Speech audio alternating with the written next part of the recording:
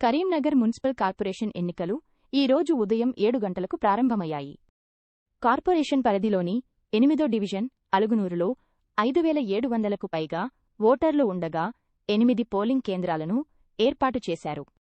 ఉదయం నుంచే అలుగునూరులో ఓటు హక్కు వినియోగించుకునేందుకు ఓటర్లు బారులు తీశారు.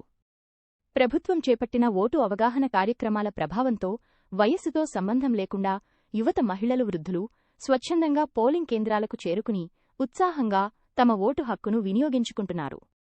ఉదయం 7 గంటల నుండి సాయంత్రం 5 గంటల వరకు పోలింగ్ కొనసాగనుంది.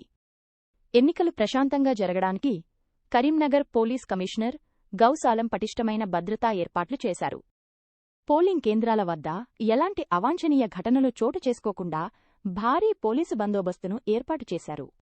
పలు పోలింగ్ కేంద్రాలను జిల్లా కలెక్టర్ పమేలా సత్పతి సందర్శించి ఏర్పాట్లను పరిశీలించారు. ఎన్నికలు శాంతియుత వాతావరణంలో కొనసాగుతున్నట్లు అధికారులు తెలిపారు. నిజం